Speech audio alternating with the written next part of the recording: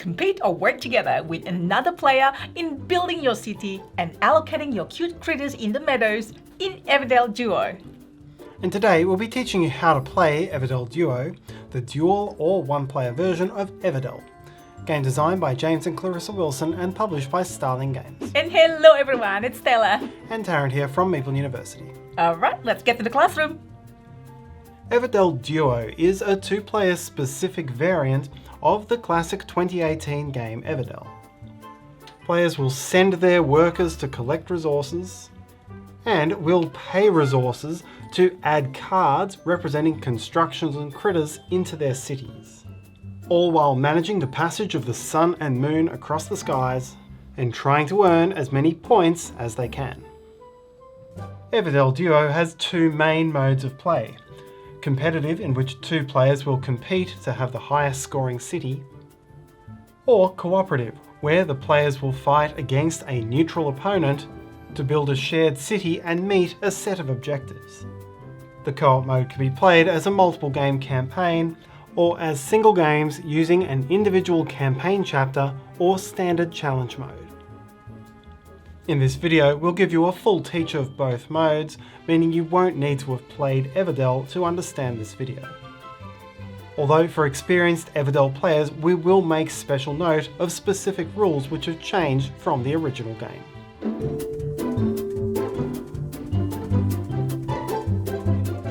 To set up for the competitive game, lay out the main board on its journey side. Set up the event tiles. Place the journey tile in its place, and then take the fair tile and one each from the A, B, C, D and E event decks, shuffle them up and randomly place them in these 6 spots. Return the rest to the box. Take the season tiles and place them in order from winter to autumn on the side not showing the skunk. Shuffle the deck of river action tiles and place 2 onto these spaces in the bottom left of the board. Keep the rest of the deck handy as these will change out through the game. Shuffle the critter and construction cards and deal 12 out into 2 rows in a space called the meadow. Leave room for a face down discard pile. You should keep that sideways to distinguish it from the deck. Place the sun and moon standees on the first space of the track. I'll be laying them flat for the overhead shots in this video. Make supplies of the resources: twigs, resin, pebbles and berries, as well as occupied tokens and victory points. Leave the seals in the box, you don't need them for competitive play. Each player takes a set of 3 workers, hare or tortoise, and a starting hand of 2 cards from the deck. Finally, from left to right, resolve the effects on the winter tile. This icon means the hare player draws 1 additional card from the deck, while tortoise also draws 1 card from the deck and 1 from the meadow, choosing any one from among the 12 face-up cards and replenishing immediately from the deck. The hare will be the first player during winter, and you're now ready to play. Everdell Duo is played over 4 seasons, and in each season each player will have 6 turns. On your turn, you must take one of 3 possible actions. You may place a worker into a worker placement space and move the sun 1 space to the right. You may pay the resources to play a card into your city and move the moon 1 space to the right. Or you may pick up a card into your hand, either from the meadow or from the deck, and choose to move either the sun or the moon 1 step to the right. In all cases, you move the sun or moon after you've finished the action. Managing the movement of the sun and moon is a key part of the game's tactics. Once the sun has reached the final step on the track, players are no longer allowed to take the place worker action. And likewise, once the moon has reached the end, you can no longer play a card to your city. Once both markers have reached the end, then each player will have taken 6 turns, and the current season will be over. Perform the setup steps for the next season, move the sun and moon tokens back to the start of the track, and continue with the next season starting from whichever player is shown on the left of the season's tile. After the 4th season is finished, the game is over, and whoever has gathered the most points on tokens and cards will be the winner. So now let's take a look at each action in detail. The first type of action is to place a worker. This requires you to be able to move the sun once your action's complete. You begin each season with 3 workers in your supply, which means you can only take this action 3 times per season. Now take your worker and place it onto a worker placement space, which is any one of these 12 footprint symbols. Only 1 worker can occupy each space, so once you've chosen somewhere, it's blocked out for both yourself and the other player for the rest of the season. Now immediately resolve the action. There are 3 types of worker placement spaces. The farm spaces, which are always the same, the river spaces, which vary based on these tiles and will change throughout the game, and the event spaces, which are an important way of gaining victory points. Farm spaces are the standard way to gain resources. Here you gain 3 twigs. Here you choose to gain either 2 resin or 2 berries. Here you draw a card off the top of the deck to your hand and gain any one of the 4 basic resources. This is the only farm action which lets you take a pebble, the rarest of all the resources. And this space lets you draw any one card from among the 12 in the meadow, adding it to your hand and replacing it immediately, and to gain 1 occupied token from the supply. Experienced Everdell players should note 2 key differences here. Firstly, there is no longer a limit to the number of cards you can hold in hand. And secondly, occupied tokens are now something which you have to gain from the supply before you can spend. These tokens are not considered resources for any effect which uses the word resources or the wild basket icon. River locations work in much the same way, and they're more powerful than the farm locations. So they're generally quite sought after. Most will simply give you resources in a higher number than the farm spaces, but there are some which have some more esoteric effects, and we'll explain some of these a little bit later. The third type of action space is the events, but you won't be able to place here at the start of the game because you need to meet a prerequisite based on the cards you've built into your city before you can place there. So let's leave these for the moment and learn about how to play cards. To play a card, you must be able to move the moon token 1 step to the right after your action is complete. You'll then choose a card to play, which is either from your hand or from a space in the meadow which is adjacent to either the sun or moon token. Right now, these 6 cards are valid cards to play. Cards come in 2 main types, constructions and critters. The basic cost for constructions will be in twigs, resin and pebbles, and the basic cost for a critter will be in berries. To play either, you can pay the printed cost and add it to your tableau. When paying a cost, you can always discard 2 cards from your hand as a wild resource. So this stargazer could be played, for example, by discarding 2 cards and paying these 2 berries. You can also play a critter without paying any of its printed berry cost if you have an occupied token in your supply. To do this, you must place the occupied token onto a construction of the same colour as the critter you're playing. This can be a very effective way of getting critters into play for low cost. However, you're limited to playing a single critter per colour in this way, even if you have enough constructions and occupied tokens to otherwise do so. In addition to their points, cards will give you special effects, and there are 5 different colours of cards which are resolved in different ways. A tan card gives you a once-off immediate benefit which you take as soon as you play the card. After playing it, you won't resolve it again. A blue card will give you an ongoing passive ability. You can resolve this effect whenever it triggers, or as a free action on any turn, depending on what the card says. A purple card has no effect during the game, but gives you a new way of scoring points at the end of the game. A green card gives you production. When you play the card, immediately gain the effect printed down the bottom. But you can then look forward to resolving all of your green cards again at the start of spring and at the start of autumn. That means a green card you get during winter, you'll be able to resolve its effect a total of 3 times. Finally, a red card opens up a new worker placement space which is available to both players. From that point onwards, when a player takes a place worker action and moves the sun, they may choose and resolve the action on any played red card.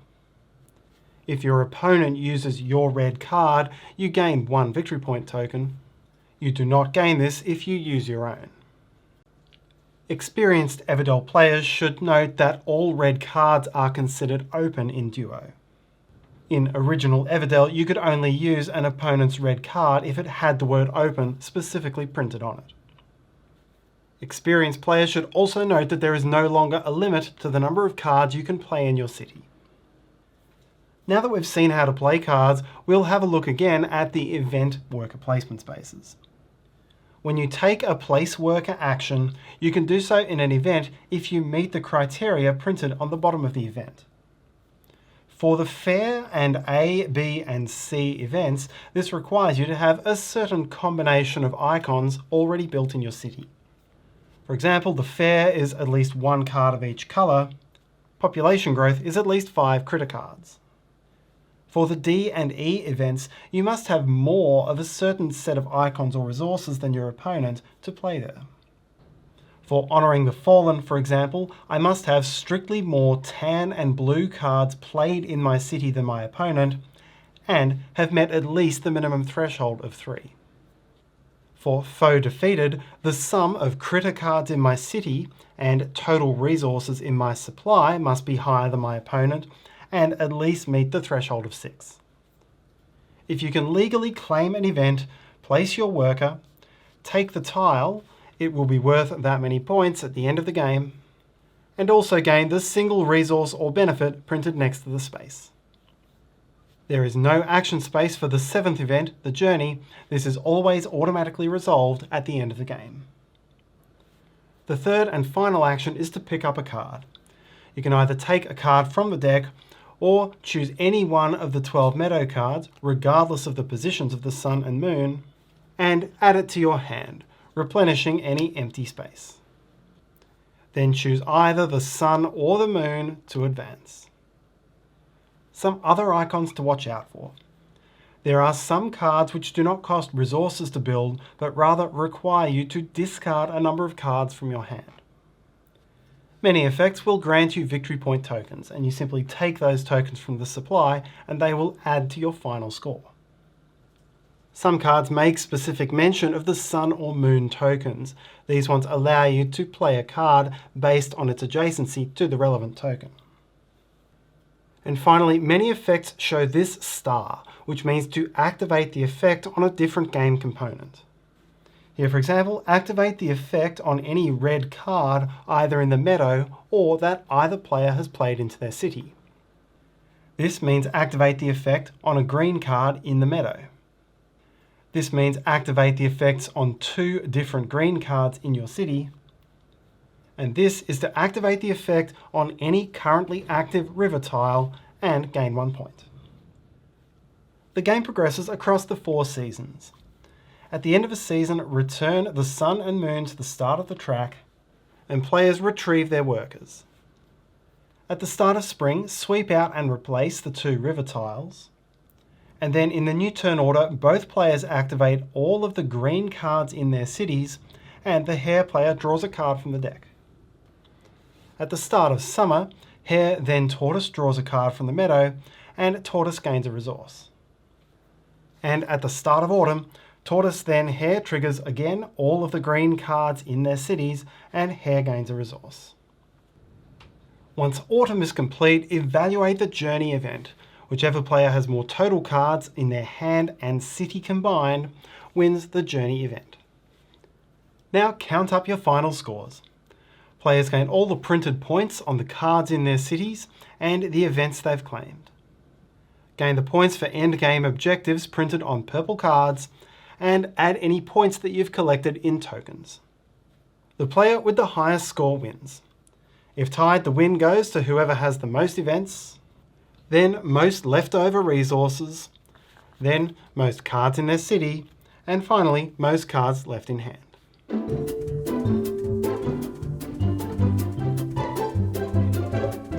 Everdell Duo can be played cooperatively, and to do this, players will work together to build a single city which meets a set of goals.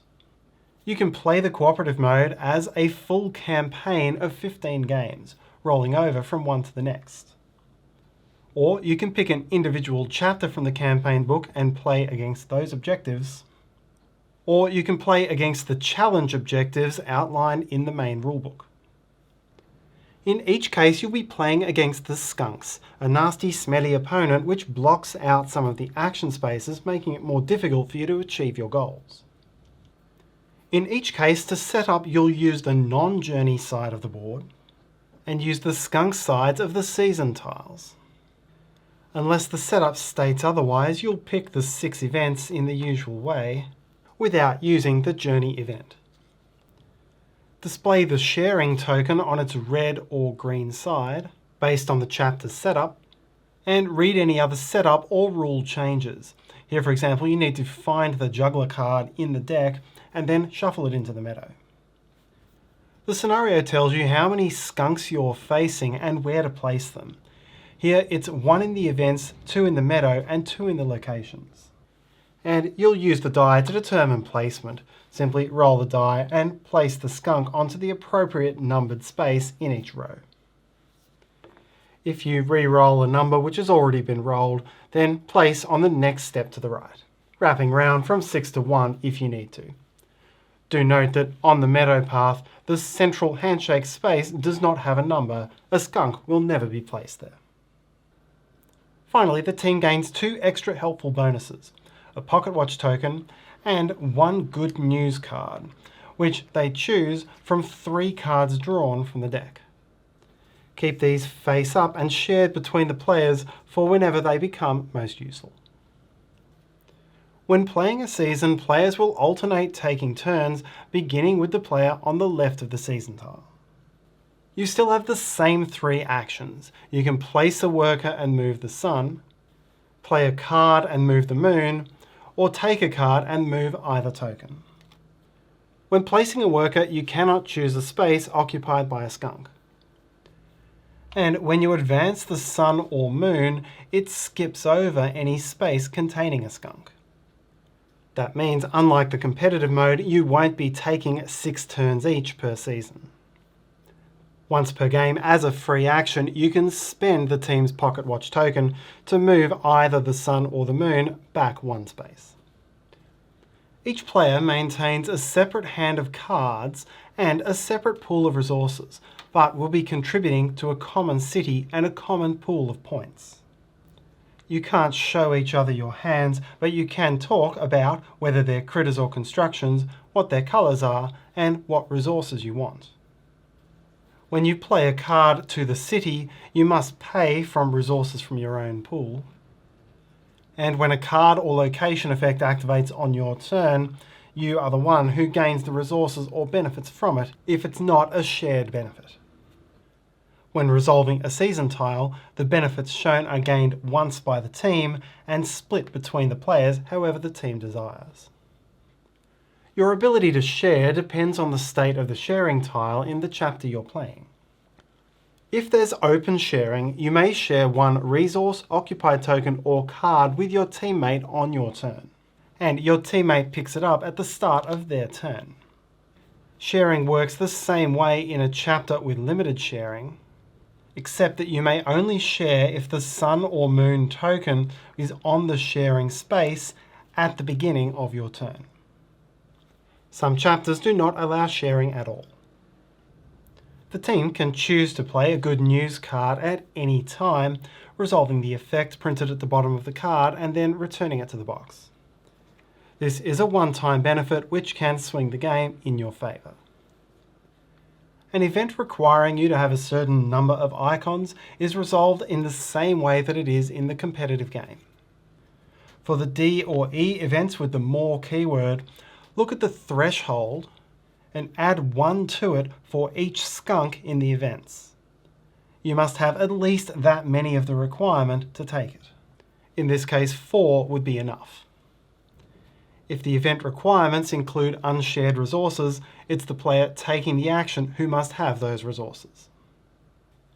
At the end of each season, reposition all of the skunks using the same process you did during setup. To win a chapter, you need to achieve the minimum score and the number of goals showing in the top right corner of the chapter. You can track your progress on goals using the seal markers. Early chapters simply require you to achieve some of the dealt out events, but later chapters will require you to meet certain conditions within the game, tracking them by taking the seals as you go.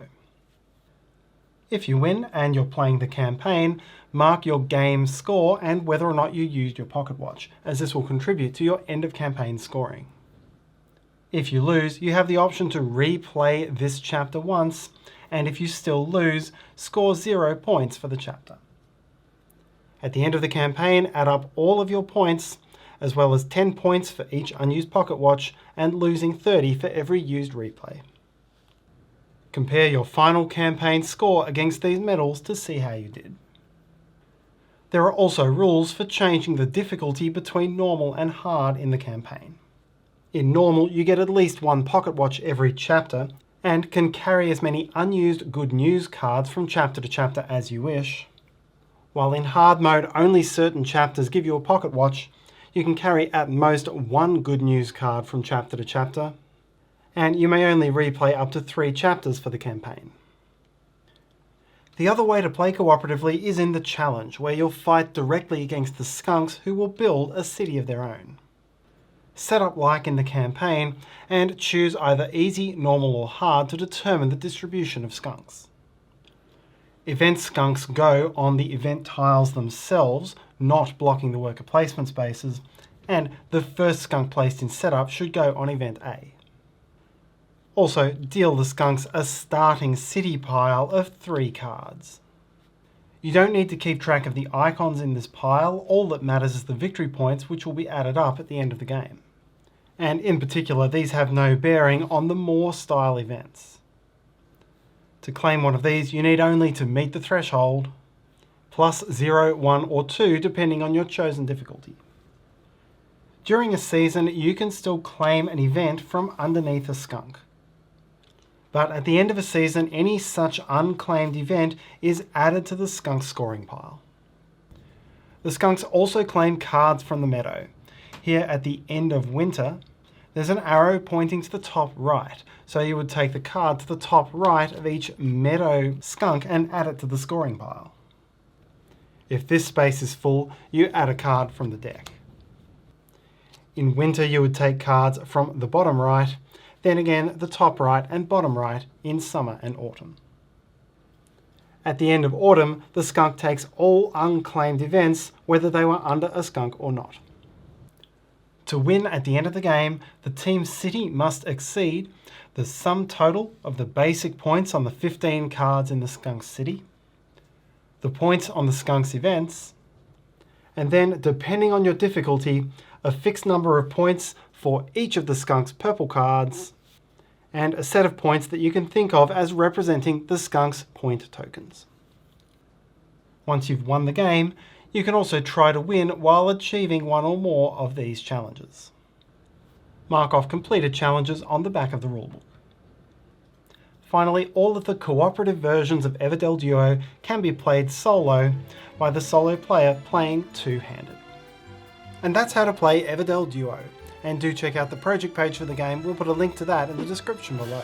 And thank you so much for watching. Please like, subscribe and let me know and share this video if you enjoyed, and have a great day. See you next time.